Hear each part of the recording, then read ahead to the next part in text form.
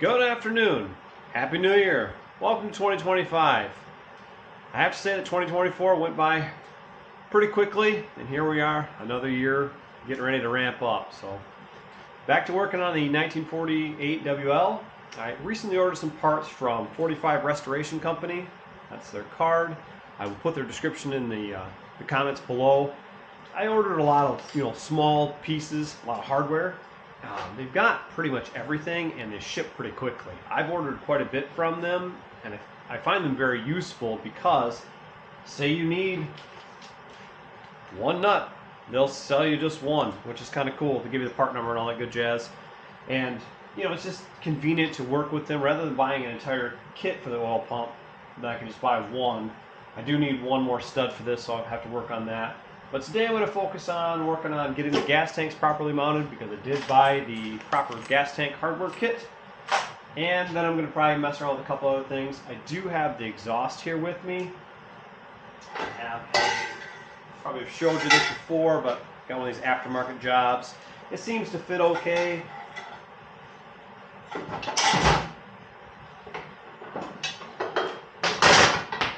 I also have one of these head pipes that I didn't realize was actually chrome underneath, and they've painted black, so I don't expect this paint to make it. This was just on the mock-up fitting, trying to put this in place, and the paint has come right off. It's kind of thin, honestly. You can see that the chrome is actually pretty nice, but they didn't do any prep work to paint it, so I don't suspect that the paint is going to last on this, unfortunately. So I'm not sure if I'm going to run this or not. I've looked at the gas box option. I do like that. They're currently sold out, so I'm on the wait list for that. Maybe that's the one I'll buy. I'm not really sure.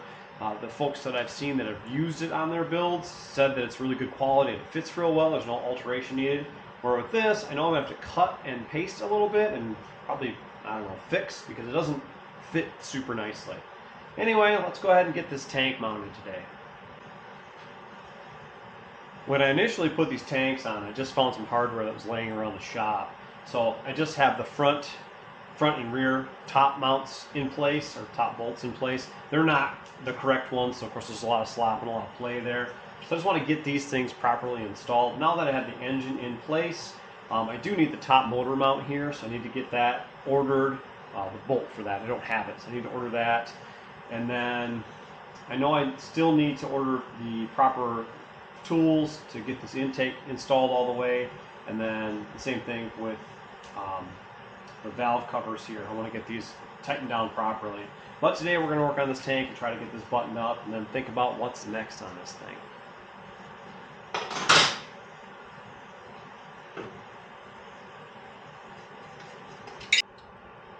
Alright, I've got the gas tank mounted now. I have all three bolts put in place, and everything is secure.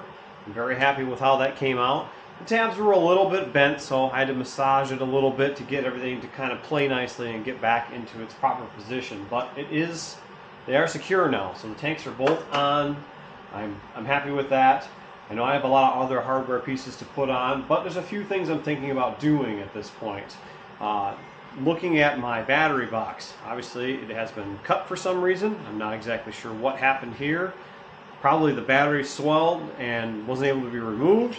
That's my best guess. I'm not sure. Obviously, we can see that one of the battery tray studs is proper. The other one is broke completely off. So I will have to remove one and replace that. This also needs to be addressed. As you can see, this is pretty beat up and not hanging in the right position. One of the things I'm thinking about doing is having an insert made for this, so I can put a small AGM style 12 volt battery, because I am going to convert this to 12 volt. Now I haven't decided what direction I'm going to go yet. I've seen there are 12 volt conversions for the generator for this bike, and I'm looking at those. I'm looking into the details to see if they're actually worth doing or not, because currently my generator is completely in pieces. I'm not sure what's good and what's bad, what's not, but I have the housing, both the back housing and the top, and I'm not sure all the part names, so I apologize for that. But I have, I think, everything. I've got the armature and all that good stuff, but I know you'd have to replace that if you go with the 12 volt. So I'm looking at that kit. I'm also looking at the alternator kit. I do have an alternator on my panhead. I do like it. I know people don't like running, a spinning thing on the front of the motor, and I've had folks advise against doing that. It's for me, a pretty easy upgrade. It's mostly plug and play. I know that typically you have to drill out your cases to fit the right size studs into an alternator or a modern generator. What I think I'm going to do is I'm going to helicoil the alternator if I go that route so it fits the stock style studs. I'm not sold on one way or the other yet. I don't have the funds to buy either, so right now I'm in the fact-finding stage. I'm looking that up and trying to figure that out. I will also be running a 12-volt points system. I don't want to do electronic ignition. I want to do just standard points, so I'm going to go get a 12-volt point system and a 12-volt battery. But I'm thinking about getting a 3D insert printed, so like a black insert printed at whatever depth I need it to be, because the AGM batteries are smaller, so I won't have a full-size battery. So I'm going to get an insert made that actually slips down inside this, looks like a battery, and then of course has the same top and all that good stuff, but will give me a shelf here to be able to put my battery in. So I'm working on that right now with my brother who does 3D printing. I'm trying to have him help me design that. Obviously I need to get a battery to figure out what's going to fit in here, get the dimensions off that so I can have that made. But once I have that done, I'll show you guys what that turns out like. I'm kind of excited about that. I think it's going to be a cool little upgrade. As far as the 48 goes, I know I posted a video a couple weeks ago now asking about crash bars and what should I do? Should I take them off? Should I run the front, run the rear, run both, run none, run just the rear?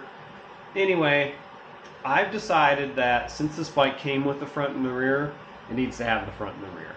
I don't currently have a bike set up with a front and rear crash bar, and I might as well do something a little bit different, so I am going to put the front and rear crash bars on this bike and run it like it came. I feel that's how it came. It came to me with those parts, so I'm assuming those parts went with this bike. So I'm going to go ahead and put the front and rear crash bars on. So that's another step that I need to make. Let me bring it to the other side of the bike and show you something I have going on in the gas tank and get some thoughts and opinions. Hopefully you can see this in frame here, but you can see this gas tank has been repaired and there's some Bondo in here and it's starting to crack and peel away. And I know I've brought this up before, but now that I've moved things around, this spot has popped out all the way, and I just pushed it back in, so I'm happy that it's back in.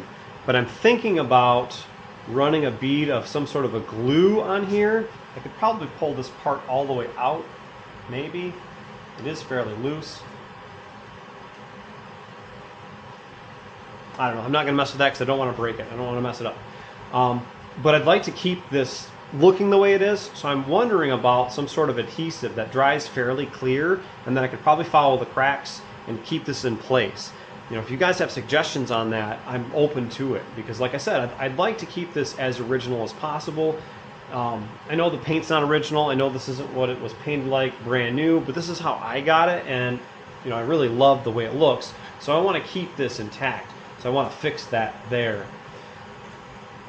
Next on the list of repairs, the threads on my sprocket shaft are pretty chewed up, so I'm going to have to go ahead and get a die here and chase these threads to get this, so I can get this nut on there and get everything secured. So I'm kind of at a stopping point with this for right now.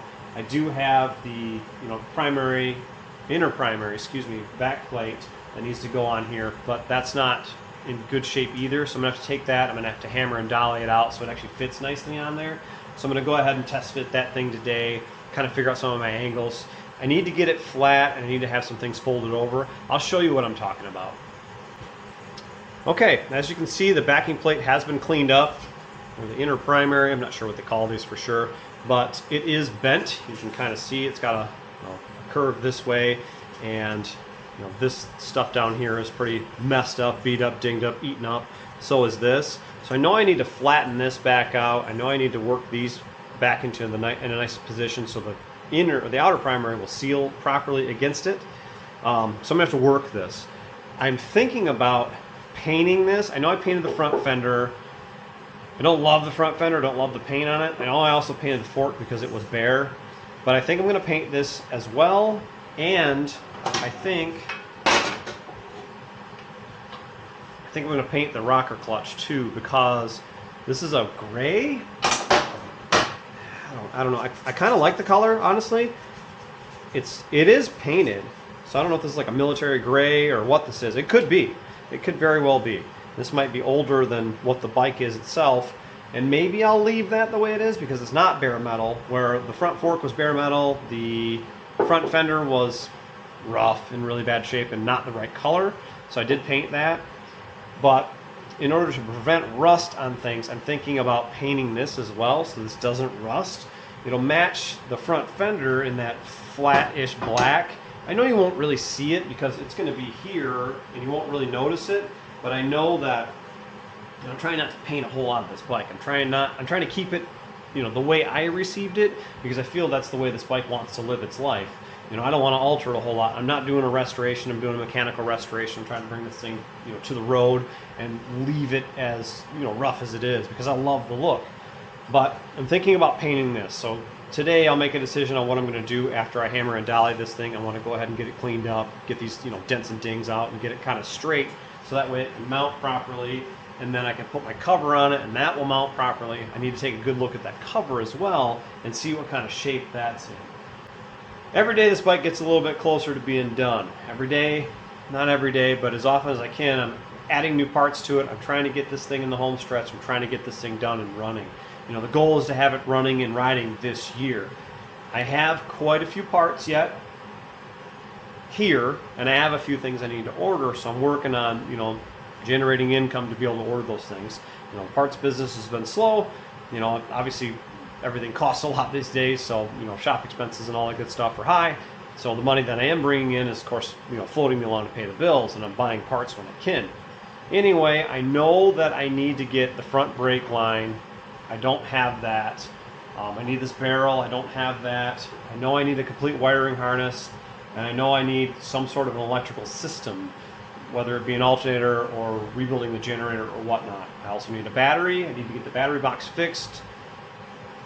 I think that's it, honestly. I think I have everything else to get this bike going. I did finally get the hardware kit for the headlight, and I'm going to put that on today too. So the headlight mount will be in its proper home and it'll be mounted the way it should. I'm not going to run a horn. I do have a horn for this. I don't think it's the right one. I'm not going to run it. I don't love the look of it, and the holes on the top of the fender are in really bad shape, and I'm not trying to fix that. So I'm going to go hornless on this one. I do have the right shift gate, which is chrome, and I'm going to go ahead and patina that somehow. I also need to patina a couple other things. I'm thinking about doing the exhaust. I'm thinking about beating that thing up and making it look a little rough. I'm not sure. I may wrap it too. I'm not 100% sure if I'm going to wrap it or not yet. Also, the chain guard that I bought was brand new. You guys probably have seen that. I did go ahead and strip the paint off quite a bit of that, and I'm going to rust that up a little bit and then clear coat it so it stays that way. So it kind of matches the theme of this bike, because I do want it to look more like the bike than not. So that's where I'm at with those things. There's probably some odds and ends that I'm missing here. I'm not exactly sure what they would be until I get to that point. Oh yeah, I do need a generator strap. If I run a generator for running an alternator, obviously I won't need that. I think that's it. I do have a drive chain that's pretty good. I've got a primary chain that feels in good shape, so I'm going to run both of those. I think those are good. I do have a clutch, the basket, and the whole works. I have everything to put this back together. I will need the ball bearings for the can't think of the term there. I'm losing it today. I'm having a bad day today with my memory and what's going on. But I will need the ball bearings for that, for the clutch. So I have to order those two. I think other than that, I'm pretty much in the home stretch. Coil. Just looking at things, I need a coil. So I'll have to order a 12-volt coil and put that in place. I know there's some repairs on the frame I need to make. There's a stud up here that the mount plate, or the cover between the tanks, the top stud is broke. Also, I have this rear stud here that's busted off for the axle adjuster, so I'll need to address that as well. And I've got a trick for that I'm going to try, and I'll bring you guys along on that and let you know how it works. Anyway, friends, that's it for today. I'm going to bust out the hammer and start hammering this thing back into place and try to get this thing cleaned up and looking a lot better. I kind of wanted to update you on the 48WL. Wish you all a happy new year and hope that you're doing well. Thank you for the continued following on these projects, for the subscriptions, for the conversations that you're having with me on these motorcycles that I'm putting together, taking apart, parts I'm selling, and all that good stuff. It's been wonderful. I really appreciate it. If you haven't followed the channel yet, hit the subscribe button. I'm continuing to grow every day, and I appreciate the subscriptions that have followed along. If you like the video, give it a like. Please hit that thumbs up button. That helps me know that I'm doing a good job. And of course, if there's any correspondence that you want to add, drop those comments in there. I will put a link in the description for 45 restorations, so you can see what kind of hardware you can buy for your 45s. They've got a lot, and I highly recommend them. Anyway, friends, take care. Have a great day. We'll catch you next time.